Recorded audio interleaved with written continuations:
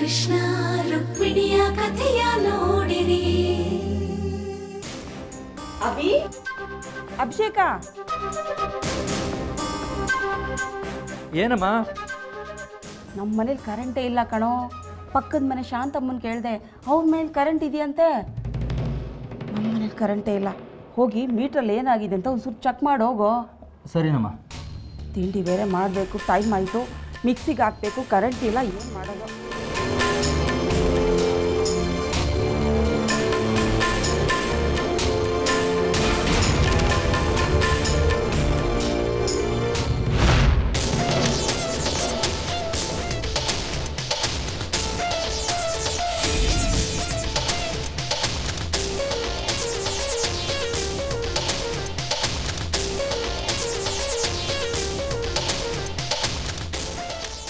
ಅರೆ, ಯಾರೋ ಫ್ಯೂಸ್ ಕಿತ್ತಿಟ್ಟಿದ್ದಾರಲ್ಲ.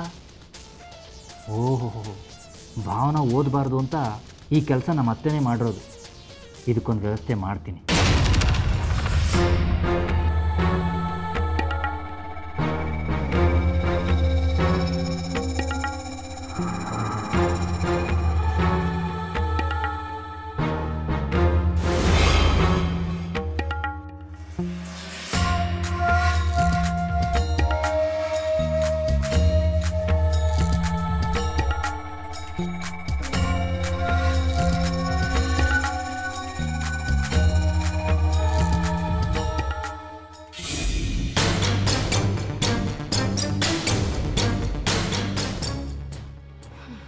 ಬೀಗ ಹಾಕ್ಕೊಂಡು ಹೋಗ್ತೀಯ? ಬೀಗ ಹಾಕ್ಕೊಂಡು ಹೋಗು.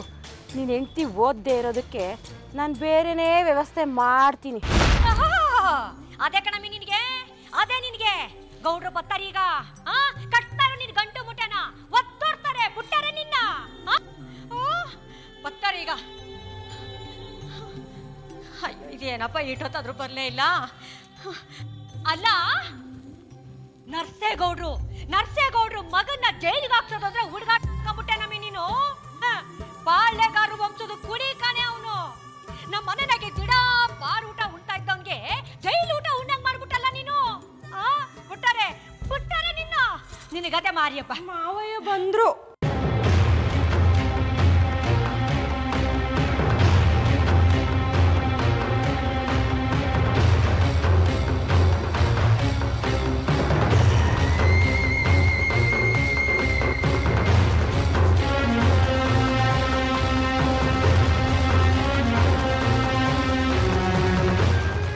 ಏನು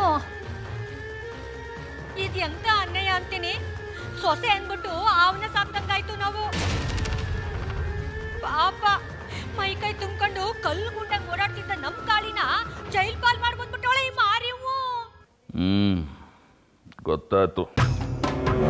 ಲಕ್ಷ್ಮಿ, ಹೊಸಿ ನೀರ್ ತತ್ತರವ. ಓ ಮಾವಯ್ಯ.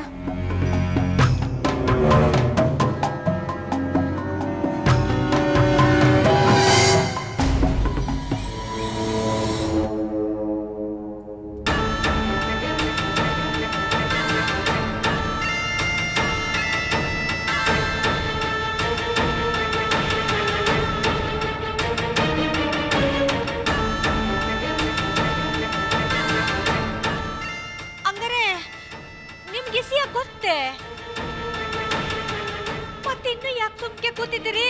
ನಿಮ್ ಕಳ್ಚೂರ್ ಅಂತ ಇಲ್ವೇ? ಏನೋ ಬೆರ್ನೋಗಿ ನನ್ ಮಗಿನ ಬುಡ್ಸ್ಕೊ ಬರ್ಬಾರ್ದೆ.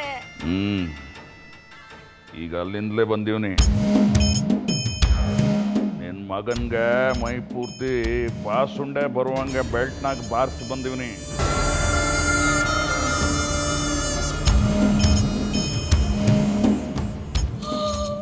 ಆಯ್ತು, ಎಲ್ಲ ಹಾಳಾಗೋಯ್ತು.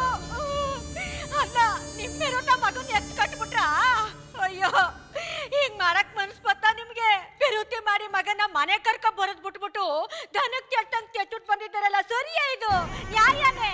ಅಯ್ಯೋ ಯಾವ್ದೇ ಈ ಅನ್ಯಾಯನ ನೀನಾರ ನೋಡ್ಬರ್ತೇನಪ್ಪ. ಅಟ್ಟಿಲ್ಲಕ್ಕಮ್ಮ, ನಿನ್ ತಿಂಗಳಿಗೋ ಸೀರೆ ಕೊಟ್ಟು ಪೂಜೆ ಮಾಡ್ಸೋದ್ಗಿದೆ ನಾವಾಗ ಕೊಟ್ಟಿದ್ರು. ಮಕ್ಕ ಮುಚ್ಚ ಇವಳಿಂದ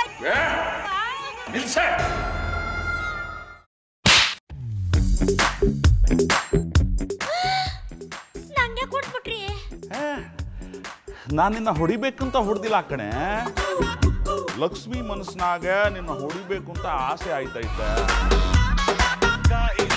ಕೃಷ್ಣ ರುಕ್ಮಿಣಿಯ ಕಥೆಯ